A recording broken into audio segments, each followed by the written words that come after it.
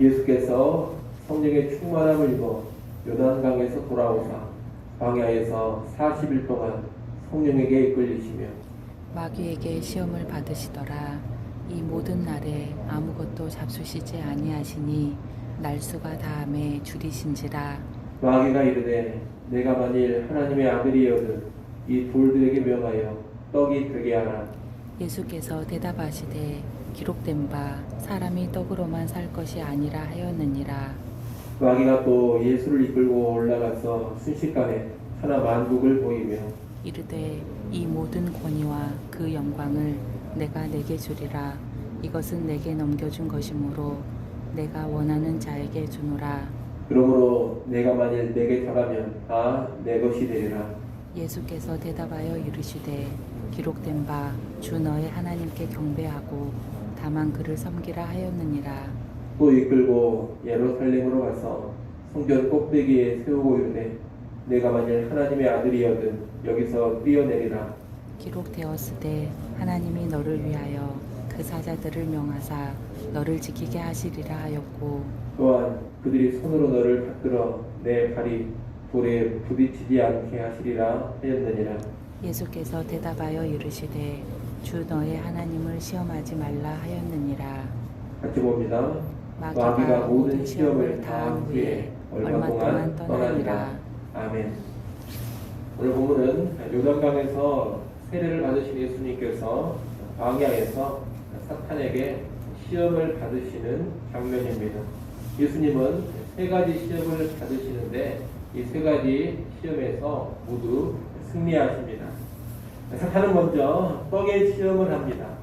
40일을 금식하여 줄이신 예수님께 와서 돌을 떡으로 만들어 먹으라는 겁니다.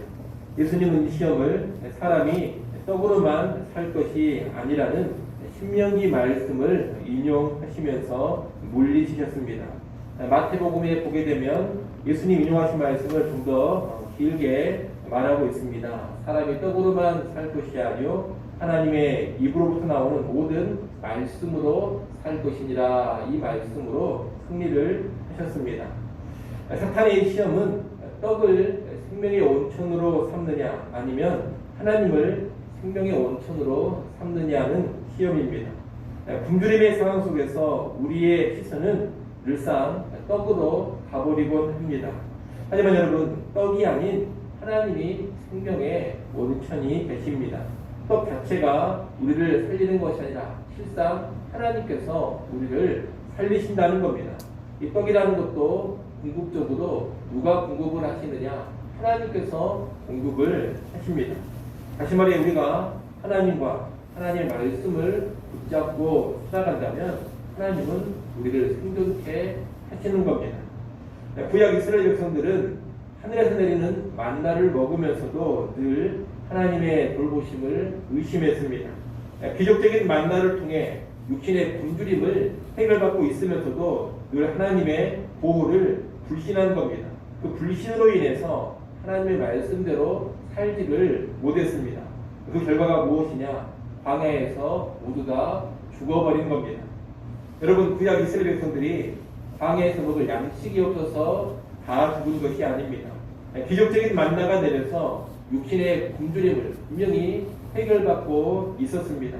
하지만 궁극적으로 하나님의 말씀에 순종하지 않아서 광야에서 다 죽고 끝난 겁니다. 이 세상을 우리가 살아가느라면 얼핏 생각할 때 눈에 보이는 떡이 우리의 생존을 보장해 주는 것 같습니다. 하지만 실상은 하나님께서 우리의 생존을 궁극적으로 책임져 주십니다. 그러니 우리는 하나님을 믿고 하나님 말씀 안에 거하면 얼마든지 살아갈 수가 있는 겁니다. 예수의 말씀은 바로 이런 사실을 가르쳐 주는 겁니다. 지금 굶주림이 있다고 해서 내 멋대로 기적을 행해서 떡을 만들어 먹을 것이 아니다. 하나님 말씀대로 살아가기만 하면 된다 이것입니다. 하나님의 생명과 생존을 책임져 주시니 나는 하나님 말씀 안에만 하나님의 뜻 안에만 거하겠노라. 이런 결단이 예수님이 인용하신 말씀 안에 담겨져 있습니다. 특별히 사탄은 네가 하나님의 아들이라면 돌로 떡을 만들어 먹어라 그렇게 시험을 했습니다. 하지만 꼭 지금 돌로 떡을 만들어 먹어야지만 예수님께서 하나님의 아들이신 것은 아닙니다. 그렇게 하지 않아도 이미 예수님은 하나님의 아들이십니다. 그리고 이 하나님의 아들됨은 기적을 행해서 굶주림을 해결함으로 입증되는 것이 아닙니다. 오히려 굶주림이 있다 하더라도 하나님 아버지의 뜻과 그분의 말씀에 온전히 순종함으로써 입증이 되는 겁니다. 기적과 능력이 하나님의 아들됨의 결정적 증거가 아니라 말씀대로 온전히 살아가는 삶이 하나님의 아들이라는 것을 결정적으로 입증해 준다 이 말입니다. 그럼 우리는 오늘 본문의 이 떡의 시험을 통해서 두 가지를 배워야 합니다. 하나는 눈에 보이는 양식이 아니라 하나님의 말씀에 순종하는 삶이 진정으로 우리를 살게 한다는 겁니다. 또 하나는 기적적인 능력이 아닌 말씀의 순종이 우리가 하나님의 자녀들이라는 것, 하나님의 백성이라는 것을 가장 강력하게 입증해 준다는 겁니다. 이를 아시고 하나님 붙잡고 언제나 하나님 말씀에 순종하는 삶으로 나아가는 성도들이 되시기를 바랍니다. 이어 사탄은 세상의 영광과 부를 가지고 시험합니다. 나한테 한번 절하기만 하면 온 세상의 영광과 부를 다 주겠다는 겁니다. 한마디로 온 세상의 영광과 부유함이냐 아니면 하나님 한 분이냐 이것을 선택하게 하는 시험입니다. 예수님은 이 시험을 주 너희 하나님께 경배하고 다만 그를 섬기라는 신명기 말씀을 인용하시며 물리치셨습니다. 그 어떤 대단한 영광과 부를 준다 하더라도 그 무엇을 준다 하더라도 하나님을 포기하지 않겠다는 겁니다.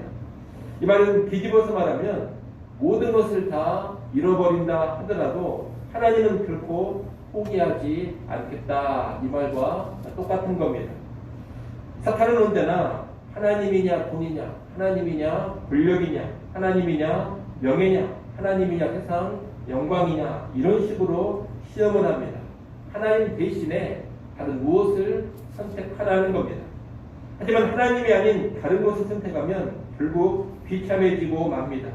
진정한 영광과 참된 복락, 참된 명예와 참된 권세는 언제나 하나님으로부터만 주어집니다. 썩어질 영광을 위해서 하나님을 포기하면 영원하고도 진정한 영광을 잃어버리게 됩니다. 썩어질 재물을 위해 하나님을 포기하면 영원한 복락을 상실합니다. 세상의 권력을 위해 하나님을 포기하면 주와 함께 영원히 다스리는 권세를 잃어버리게 됩니다. 언제나 하나님 한 분께만 경배하고 다만 하나님만을 섬길 때 궁극적으로 모든 것이 보장되어지는 겁니다. 사탄은 오래전에 에덴 동산에서도 하나님께만 경배하고 섬기는 삶을 포기하면 대단한 것을 얻을 수 있는 것처럼 아담과 하와를 속였습니다. 그 유혹에 넘어간 아담과 하와는 실상 모든 것을 다 잃어버렸습니다. 지금의 사탄은 아담과 하와에게 했던 그 유혹을 똑같이 우리에게 하고 있습니다. 하나님 경배하고 하나님만 섬기는 삶을 포기하면 네가 아주 큰 것을 얻을 수 있다, 대단한 것을 얻을 수 있다고 꼬드기는 겁니다. 이 유혹 앞에서 얼마나 많은 사람들이 넘어가 버리는지 모릅니다. 그들은 뭔가 큰 것을 얻는다고 생각을 했지만 실상 모든 것을 잃어버리고 있는 겁니다. 이런 시험 앞에 예수님의 모습을 꼭 기억하시기를 바랍니다. 그 무엇을 준다 하더라도 요동하지 마시고 나는 오직 하나님께만 경배하고 다만 하나님만 섬기겠노라. 그리고 믿음의 고백을 확실히 하시기 바랍니다. 그런 믿음의 고백으로 나갈 때 궁극적으로 모든 것을 주 안에서 얻어 누릴 수가 있을 겁니다. 마지막으로 사탄은 하나님의 사랑과 보호를 시험해 보게 합니다. 성전 꼭대기에서 떨어져 봐라. 하나님이 그때 너를 지켜주시는가 한번 시험해 보라는 겁니다. 이 예수님은 주 너의 하나님을 시험하지 말라는 신명기 말씀을 인용하며 물리치십니다. 구약의 이스라엘 백성들은 늘 하나님을 시험했습니다. 하나님 우리를 살릴 수 있는지 없는지, 광야의 우리에게 물을 줄 수 있는지 없는지, 우리를 가나안 땅으로 인도해 드릴 수 있는 그런 능력이 있는지 없는지 늘 의심하면서 하나님을 시험했던 겁니다. 한마디로 의심 가득한 가운데 광야 생활을 했습니다. 하나님을 신뢰하고서 광야길을 가면 참 좋았을 텐데 이스라엘 백성들이 그러지를 못했던 겁니다. 늘 하나님의 능력과 보호와 하나님의 선하심을 의심하면서 광야길을 갔습니다. 그래서 조금만 어려운 일이 눈앞에 닥치면 바로 하나님을 원망하고 하나님께 불평했습니다. 위기를 만나기만 하면 여호와가 우리를 광야에서 죽이려고 애굽 땅에서 이끌어냈다는 그 독한 말을 내뱉었습니다. 이 모든 악함과 폐역의 근원이 무엇이냐? 하나님에 대한 신뢰가 없는 것이었습니다. 신뢰가 없기 때문에 잠잠히 믿고 따르지를 못합니다. 신뢰가 없기 때문에 늘 하나님을 시험하려고 합니다. 신뢰가 없으니 늘 하나님께 따져들고 하나님이 이러니 저러니 하면서 인간인 그들이 하나님을 평가하려고 합니다. 예수님은 하나님께서 말씀대로 하는지 안 하는지 한번 시험해봐라, 이런 사탄의 제안을 주 너희 하나님을 시험하지 말라는 말씀으로 가볍게 물리쳐버립니다. 이 말씀은 굳이 그런 식으로 하나님을 시험해볼 필요가 없다는 겁니다. 그런 시험을 하지 않아도 하나님이 나를 지키신다는 사실에는 변함이 없고, 나는 그런 시험을 하지 않고서도 얼마든지 하나님을 신뢰하며 살아가겠노라는 그런 결단인 겁니다.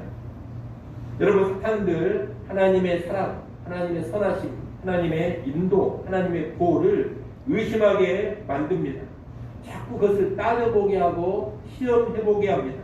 하지만 하나님에 대한 합당한 태도는 결코 그런 시험이 아닙니다. 시험이 아니라 신뢰가 하나님께 합당한 태도입니다.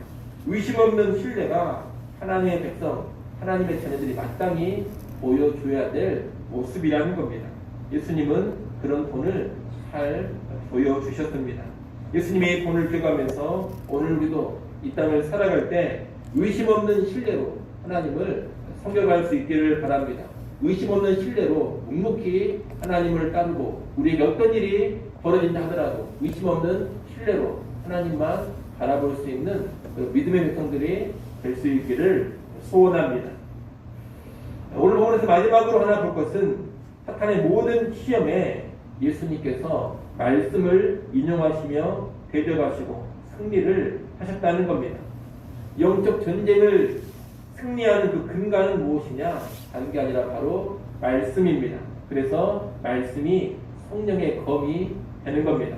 말씀을 분명히 알고 말씀 안에 깊이 거한다면 사탄이 그 어떤 시험을 하더라도 승리할 수가 있는 겁니다.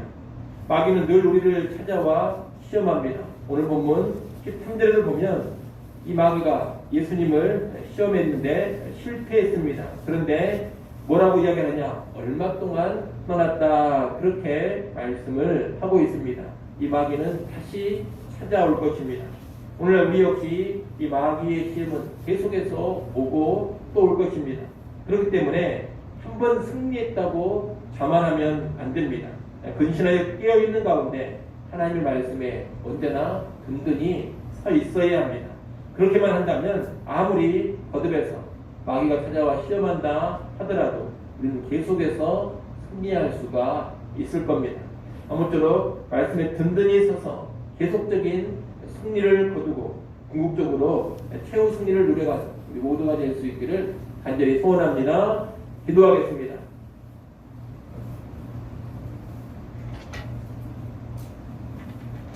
하나님 아버지, 예수님이 승리하신 시험을 잘 기억해 하여 주시옵소서. 이 땅 살아갈 때 떡이 아닌 하나님의 말씀으로 살게 하여 주옵소서.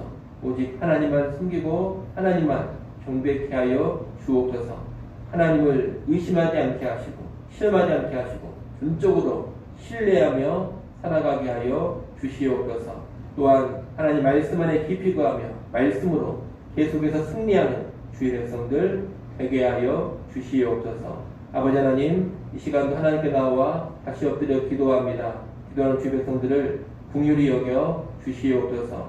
이 시간 우리 자신을 위하여서, 가정과 자녀들을 위하여서, 교회와 나라와 민족을 위해서 기도하게 하시고 기도의 제목 따라 하나님의 선한 응답들 받아 누리게 하여 주시옵소서. 설 연휴가 시작되었습니다. 아버지 하나님, 우리 모든 성도들 오가는 길에 교통의 안전을 지켜주시고 강건케 하여 주시옵소서. 또한 가족 친지들 모일 때마다 예수 그리스도의 아름다운 향기를 드러내는 주의 백성들 되게 하여 주시옵소서. 주일입니다. 오늘 주일의 모든 예배 시간에도 우리 하나님 함께 하시며 영광 받으시고 하늘의 은혜로 온 성도들 새롭게 하여 주시옵소서.